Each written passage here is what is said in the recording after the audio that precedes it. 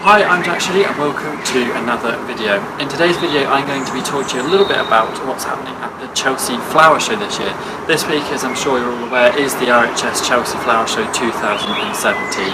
And whilst I'm not going to be actually sharing with you any footage or anything like that from the show, I'm going to be discussing some of the things that make the show interesting for plants people and horticulturalists. I have been very lucky in picking up this year's RHS Chelsea Flower Show 2017's Plant of the Year. This is a competition where nurseries, growers, companies, things like that can all enter their favourite plants into this competition. They're all judged. They're judged for a while. They're judged on their vigour, fruiting if it's an edible plant, flowering time, flower colour, scent, anything like that that fits that plant's category. And this year happens to be an edible, which is quite exciting, and what it is a cool new dwarf mulberry. So for those of you that are familiar with mulberries, they are large trees and they can take up to 10 years to establish themselves and actually start fruiting. Now mulberries have a taste that's described somewhere between a raspberry and a blackberry, all that kind of thing, so I'm quite interested to try it. I've never actually had one, and I've been very lucky in the fact that I've managed to pick one up from work today, which is very exciting. And so I'm going to be showing you what the plant looks like, how to grow it, and why it's so special, and why it's won 2017 Plant of the Year. This year's 2017 Plant of the Year. It's going to be in quite high demand. I believe the places online that do stock it and do sell it have sold out already, so I've been quite lucky in managing to get hold of one of these so quickly. And what makes it really special is, as I mentioned, mulberry trees are quite large trees. They have to be very mature before they fruit properly, and generally they're not very good for small compact gardens. What makes this one so fantastic is that it fruits from its first and second years, so you can expect fruit really quickly, which is fantastic compared to the 8, 9, 10 years you'd be waiting.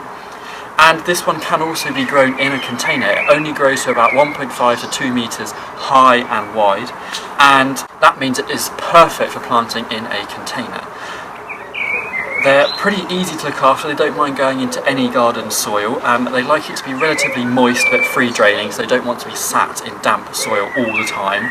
And generally put them somewhere in a really sunny spot, and all these little fruits, even on this small plant here, I can see them developing in here, will then form into lovely mulberry fruits, which, as I said, I'm really looking forward to trying. I'm going to quickly show you how I'm going to pot this up and what kind of size container I've gone for, and then position it into the garden. I will keep everyone posted through my social media channels on how it does. For those of you wondering the Latin name, the technical name, it is Morus rotundiloba, so that's aka Mojo Berry is another common name for it. This particular variety is called Charlotte Russe, and it has been developed over a number of years to produce this really nice compact form. So I'm really excited to grow this plant. I'm super happy that I've managed to get hold of one, especially when they're so hard to come by at the moment, and as I said, I'm really looking forward to seeing the fruit and the plant develop over time. Okay, and this is the container that I've chosen to put my mulberry into. They don't require a particularly large container, but it's worth checking at the bottom of the planting container to make sure the roots aren't coming out the bottom. If you do find you've potted yours into a container and the roots are wrapping themselves around the outside and the roots are coming through the bottom of your planter, that's a sure sign that it needs to be repotted as soon as you can. I would suggest every spring for that. Have a little look, and that is a relatively good time to replant it, as is the autumn as it's going dormant. So as I said, I've gone for this pot. It's 37 centimetres across. It's not particularly deep. I think it's only about 15 centimetres deep, something like that. So it makes it perfect for those smaller areas. And it's relatively slow growing, this mulberry, so it's not going to fill out this pot too quickly, and it's not going to start taking over loads of space on a balcony or a patio or anything like that, which is fantastic. As ever, you do need a layer of drainage at the bottom just to make sure the soil doesn't sit wet, so I'm going to be using crushed plastic pots. You want it to be about an inch deep, so a couple of centimetres on the bottom there, and then fill with compost, which I'll talk about in just a second. Then, as I mentioned, your mulberry needs a good quality compost that's free draining, but also helps retain that moisture as well. What What is recommended for these plants is a Johnson's No. 3 mixed with multi-purpose compost. Now you can buy Johnson's No. 3 on its own. It's quite sandy, it's quite coarse.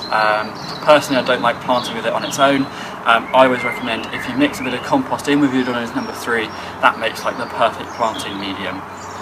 That's why you can also get that kind of mix already bagged. So what I have here is a multi-purpose compost with added Johnson's, so it's already in there, the hard work is done for you, and you can plant straight away.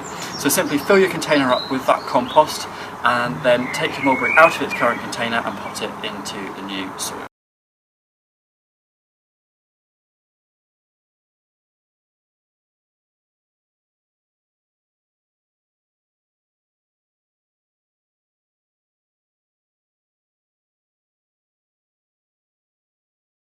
And it really is as simple as that to plant up your dwarf mulberry. What you need to do now is give it a really good water in, especially if the weather is dry at the time you're planting yours, and then just put it in a sunny spot and leave it to establish. As I said, I'm really looking forward to seeing these fruits develop, and I'll post updates and photos of how they're doing on my social media channels as the season progresses. The other advantage of this mulberry bush is that you don't actually have to prune it. You only need to take out any branches if they're getting too big or too scraggly, or if they're dead, diseased or damaged, so it makes it super low maintenance as well. That's it for this week's video. Make sure to follow me on all my social media channels. All the details you need for those are in the box below, and I will see you in the next video.